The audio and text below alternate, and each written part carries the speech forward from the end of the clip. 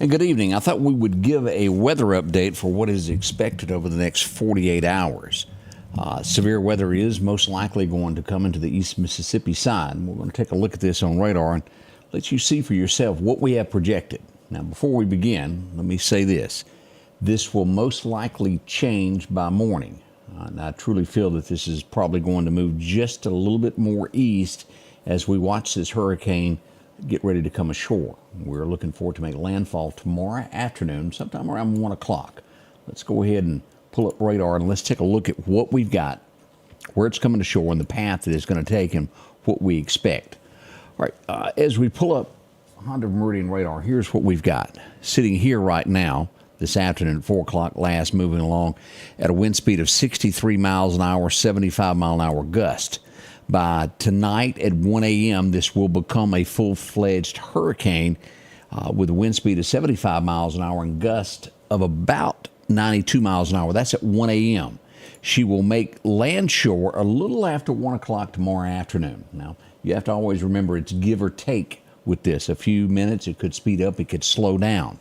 If this takes a little bit more northeasterly turn, chances are it could build up some steam. There's a lot of forecasters that are projecting that. This is so close to a Category 2, it's not even funny. As we look at this, as we posted that before, what it is, anything over 95 will move into that Category 2 as we look at this. We're close to that as we get to these storms. You have 74 to 95 being a Category 1, and a Category 2 begins at 96 to 110. Now, we're expecting this to be 92 miles an hour as we look at that. 115 mile an hour gust as it makes landfall. And this is going to be Morgan City, Louisiana. Look at the path that we've got right here. This is coming across. The actual small town first is Burns, Louisiana. It will go inland, slamming in at roughly 92, could be higher into Morgan City. This will pass just east of Baton Rouge, Dawsonville. I've been there a few times. It will come up and it will make its way into Mississippi. Macomb, as we talked about this earlier, and what we were doing the graphs and all. It will come into Macomb in the state of Mississippi. We expect it to reach Macomb, downgraded to a tropical storm. But look at these winds. It's still going to be 63 miles an hour with gusts of 75 miles an hour as it comes through Macomb area. This will make its path. Look at this as it comes just east of Brookhaven. Here sits Brookhaven. Here's Monticello. Now, this is the eye. This is the entire path. Let me back out here that you see here, the swath.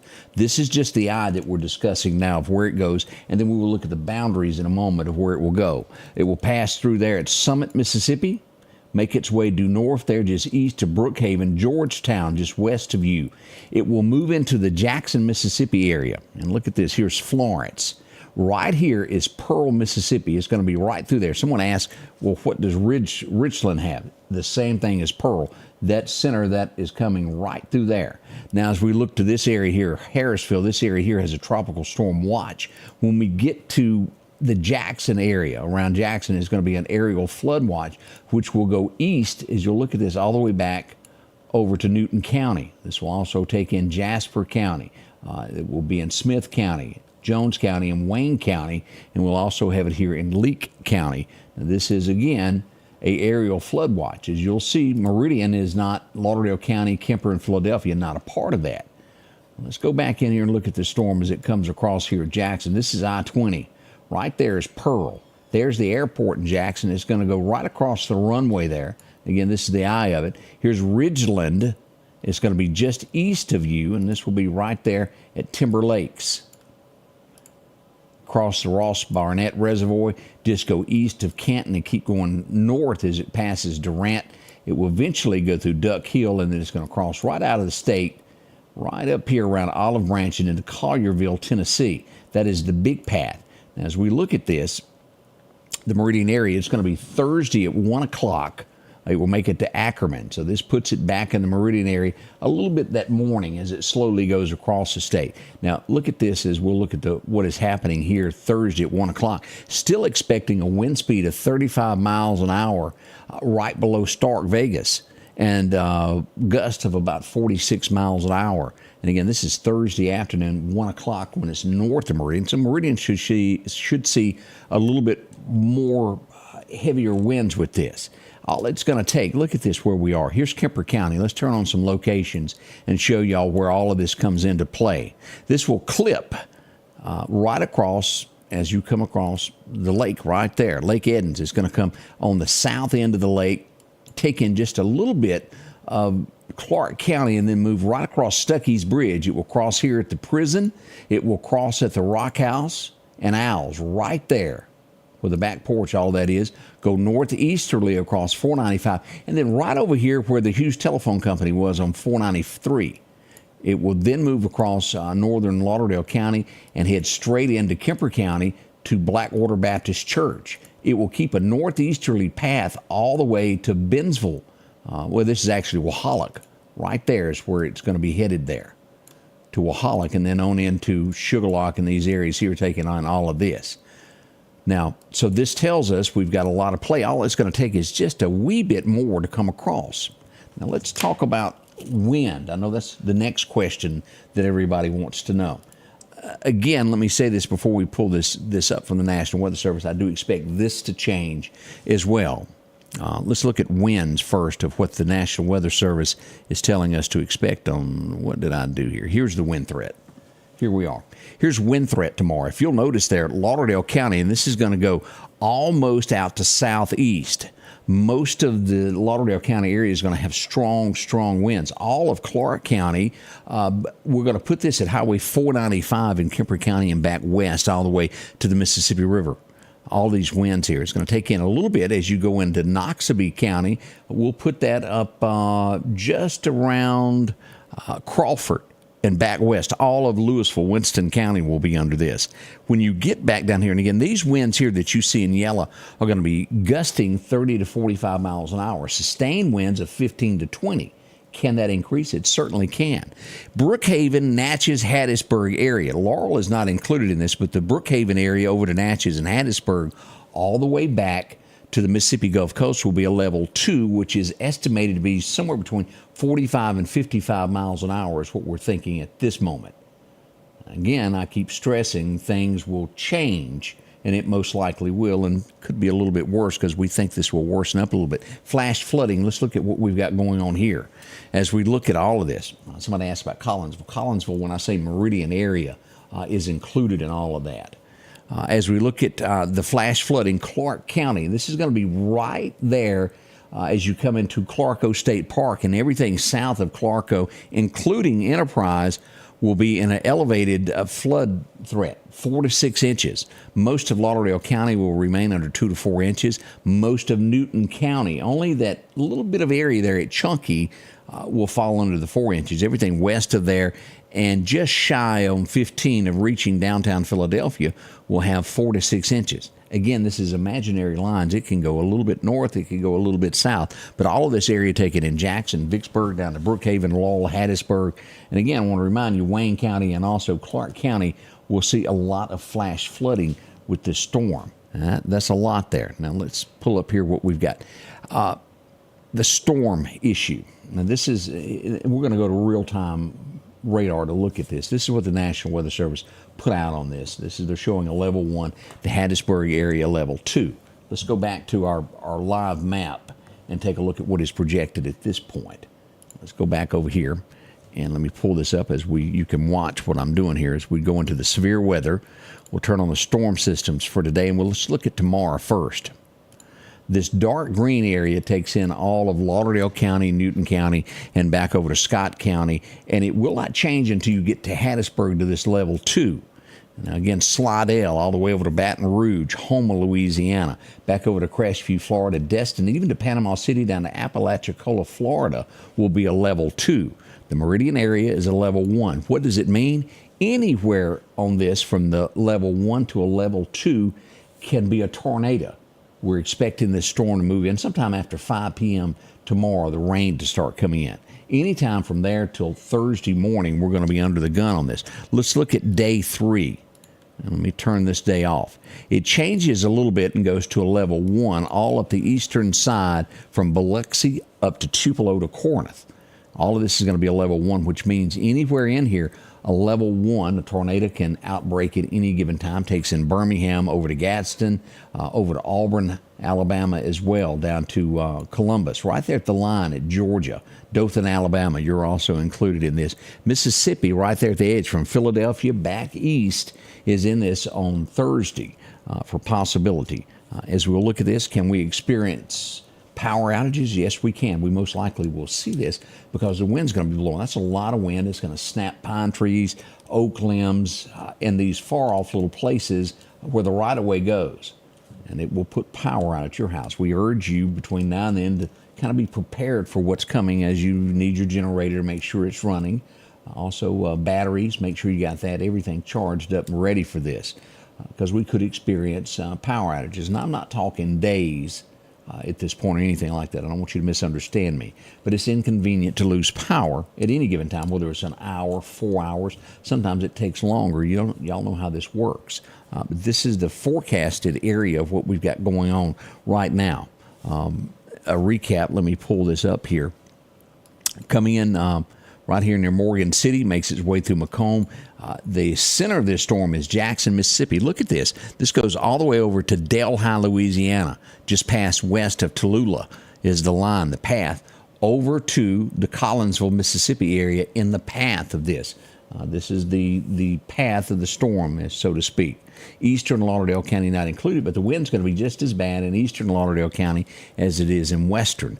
I do expect this to move just a little bit more. Let's look at the spaghetti models. I haven't pulled those up and see what they're showing at this point. As you'll look here, everything right now on target to where it is. Most of it going right there through Jackson. It could still move a little bit east. We're watching it's dead on target for where it is now. Let me turn the spaghetti models off. That blue line right there is where the main line is, where they're projecting right now. And when you turn on the spaghetti models, they're all pretty much matching that area. It can take another little bit more shift. And the more I hear about this and the more I study, the more easterly it goes, the warmer the weather is, and it could cause this to build up and be a little bit more. It was forecasted at one point to be a 2. We're, 3 to 4 miles an hour, 4 miles an hour from it becoming a Cat 2 now. It could easily go back to that. That's sort of the outlook of what we've got when it comes to the hurricane as it makes its way here. We have not had any closings as of yet. We've had 1 or 2 ball games that were changed around that were going to be played on Thursday. Those have changed. Let's see here if the hurricane hunters, when their last trip out was. Here's the airplane. Let's see the last time they were out. The winds were south-southeast at 35 miles an hour. It was clear. They're out in the ocean away from the storm at this point in time. These guys flew from Lafayette. And they're here, and all of this will fly back out and go through the storms as they do this each time. Not the job that I want.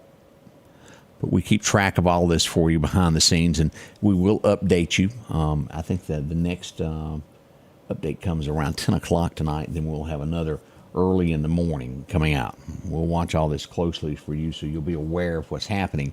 Let me see here what else I had to tell you as we look at the statistics. As we look at forecast, Wednesday, showers and thunderstorms in the afternoon, high of 77. We're going to see winds 10 to 15. That is going to be steady with gusts of 25 miles an hour, 80% chance of showers, 3/4 to an inch of rain during the daytime hours. Wednesday night, we'll have showers and thunderstorms. After 1 a.m., these storms could produce heavy rainfall, is where we'll move to that. Sustained winds of 20 miles an hour, gusts of 40 miles an hour overnight. So it changes there after 1 a.m. as that storm gets closer to us. 100% chance of rain on Wednesday night as we wake up on Thursday. The high is going to be 82. Sustained winds of 20 throughout the afternoon, and gusts as high as 40 miles an hour, and we look to be about an inch there. We could see anywhere from 4 to 6 inches in the area across Mississippi. If this increases, all of this is out, and it will be a little bit worse. At this point, this is where we are. We don't want to ever exaggerate on what is going on. The basics of where we are. The Meridian area, 4 inches of rain. west of Newton could see up to 6 inches of rain of what we see here. We are basically a level 1 for tornadic activity. And remember, with these, on that east side of any hurricane is the worst side. That's where we are. So it's, so to speak, anything could happen. They're not projecting 2, 3, and 4, anything of that nature. This one is not coming in as a Category 3 or anything slamming the coast. It's 1 to 2 at this point. We have heard other talk, but so far she stayed steady at that pace. We'll keep track of outages, and we will make a post here in just a little bit if you've got a closing to where you can inbox us. And if you've got one you're watching and you see Thursday, you want to do some changes, go ahead and inbox us, and we'll get that rolling as to the closings. The other big event tonight, I know they're going to have this done at News Restaurant, the showing for the debate. It will be a watch party there at News Restaurant tonight. I know I've talked to Chet. He was going to be at home. I think they're having some folks over to watch. A lot of people will do that. This is a big night. We've got hurricane news coming in and a big presidential debate. As you well know, the last debate made Joe more or less, or his friends, decide that he didn't need to run anymore. Could this be a deciding factor tonight? It sure could on either party. Should Trump say too much? Should she not say enough and can't answer? We could see something out of this tonight. So it is well worth watching to be informed. Whether you're a Democrat watching me or if you're a Republican or you're an independent, it's well worth watching what happens tonight. It's going to be interesting there. Watch what becomes of it, and it helps you vote. That's what I'm getting at. Don't want to get political. Just want everybody to know exactly what's going on with that. It begins at 8 p.m. our time, Central Time. 8 p.m. is when that will come on. I think ABC covers it. It will be online in most places. You will be able to watch it from your phone easily to catch up with that. And then, as always, you'll get to YouTube to where you can watch the highlights. They're usually funny. Microphones will be muted, as we talked about that this morning. It will be no talking over. So good luck with that. Again, God bless. And as we watch this, if you've got questions, you're more than always welcome to send us an inbox and ask us a question about the weather, as we can answer those. The main thing is our safety. I want you to be prepared. If you get your pile of batteries together and nothing happens, it's great, isn't it? You'll have them for the next storm that comes through. But just don't be unprepared for what is coming. I would hate for this to catch everybody off guard and we'd be without power for 4 or 5 hours. If it got worse, it could be longer. You never know with these things. There will be damage in the state of Mississippi. The governor has declared it.